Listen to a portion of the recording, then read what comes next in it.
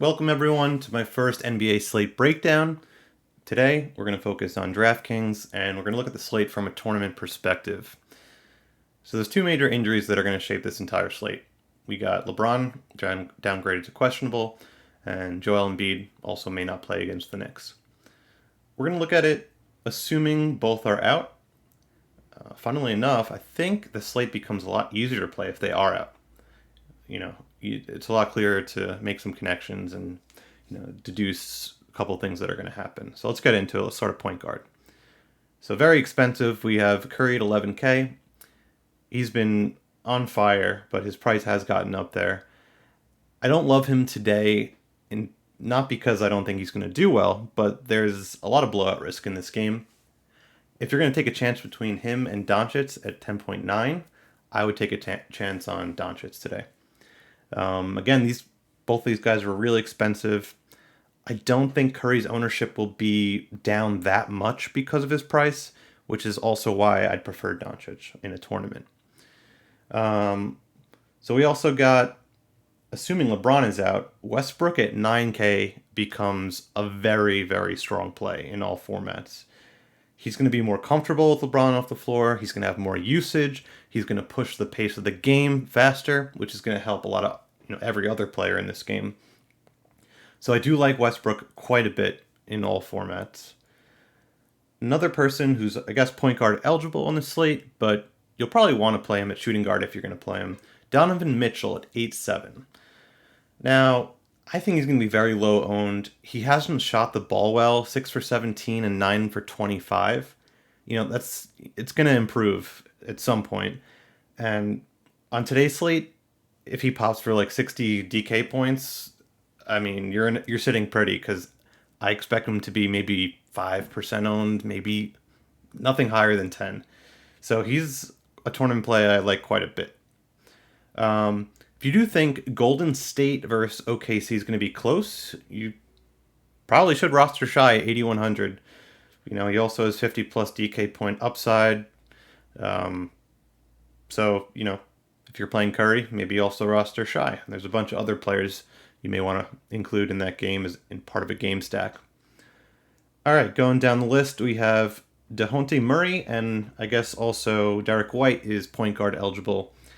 Now, these two are interesting. Derek White's at 6,500, by the way.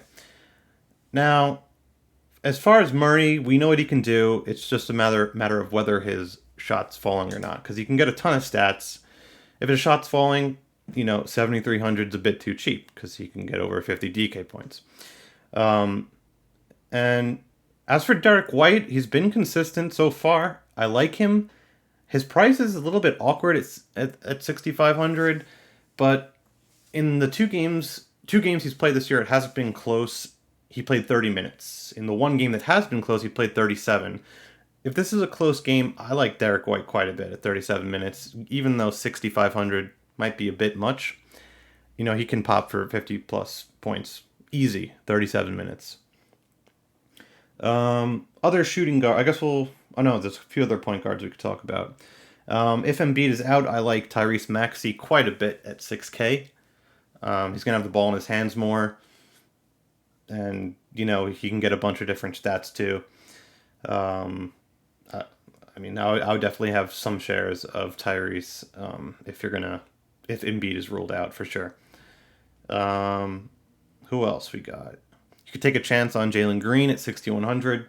You don't know what you're going to get there, but he does have upside. And I can't imagine his ownership will be that high, given the other options on this slate. And if you want to go dumpster diving, you have Rondo at 3K, or min price. And if LeBron's out, he might see a few extra minutes. We know he can do very well on a per minute basis. So if you're looking for a punt play, Rondo, is reasonable, assuming LeBron's out. Anyone else? I think that's it as far as point guard. Talked about Derek White. Another shooting guard to consider at 5,900 is Seth Curry, who's been on fire. I don't love his spot versus the Knicks. They played a slower pace, and the one thing that makes me consider him is if Embiid is out. So someone to think about. I wouldn't completely fade him. All right, let's get into small forward. So we have Giddy at 5,800, who is very, very interesting. He'll be popular, I imagine, but he's relatively safe because whether the game's a blowout or close, he's going to get minutes, and he can get stats not just from points, from everywhere. So he's a ton of upside. He'll probably be popular, but I like him as a play. If you want to go a little bit more contrarian, you can go to Jayshawn Tate at 5,300. He has a ton of upside too. Inconsistent, yes, but that pivot could pay off. Small forward that will probably be very low owned because 6,700 is usually too much for him. Tim Hardaway Jr. He is priced up at that, so that'll scare a bunch of people off. So if you're going to take a chance on him, he's playing Houston. Now's not the worst time. But I wouldn't go too heavy on him as that price is a bit much. But like I said, if you're feeling him, he's going to come at low ownership. All right, let's take a look at power forward. So we have Julius Randle at 9,500.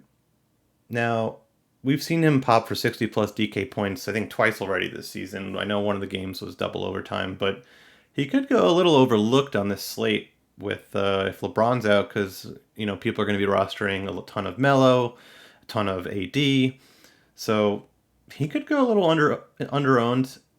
So I like him as a play. Mainly a tournament play, not so much a cash play. But, I mean, if AD and Melo flop and you have Randall going for 60 plus, you're sitting pretty. So obviously AD and Melo are decent plays too because they're going to be popular, assuming LeBron's out. Another Spur I really like, Keldon Johnson at 5,200. Same thing with him. If he's playing 37 minutes, he has 50 plus DK point potential. If it's not as close in the other two games, like with Derek White and Murray, I think he played only around 28, 29 minutes. So if you think it's a close game, I mean, Keldon's probably underpriced. Another person to consider, if we're assuming it's going to be a close game again, would be Darius Bazley. We've seen him pop in the past quite a bit, but not so much the last season and so far this season. Mainly, 2 seasons ago toward the end. But against Golden State, I mean, OKC's going to have to put up points. So 5K is really cheap. Not the worst person to include in a game stack if you assume that game's close. You maybe get some Curry, Shai, Draymond, Giddey, Bazley. Could be someone to think about. Someone that will probably go overlooked is Tobias. Not because I don't think he'll do well, but 8K is just an awkward price. If he was in the 7K range, he'd be a lot more popular, I imagine, with if Embiid's ruled out. If Embiid plays, I don't really like him, but he will be low owned if you're feeling him. And I do like Draymond at 7-1. If the game stays close, he could have a monster triple-double. So 7,100 is more than reasonable for Draymond. And I think that's all the interesting power forwards. Let's go to center for my favorite tournament play of today. Nikola Jokic at 10-6. Now you might be saying, wait, he's playing the Jazz, Rudy Gobert. Yeah, Gobert's a good rim protector.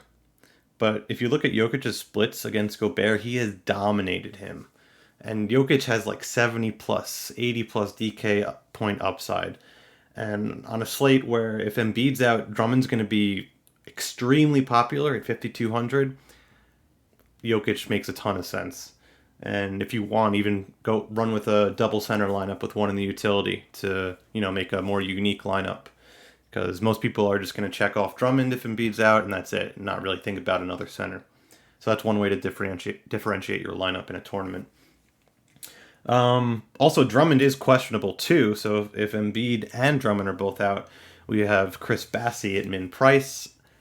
I don't know what to expect from him, but like Rondo, he could be a punt play to think about if you need some salary. And that's pretty much it for the slate.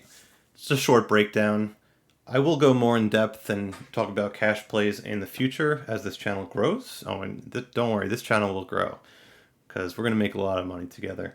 So good luck in your contests. Maybe 3 people will watch this video by the time it's out, but have a good one, everyone, and good luck.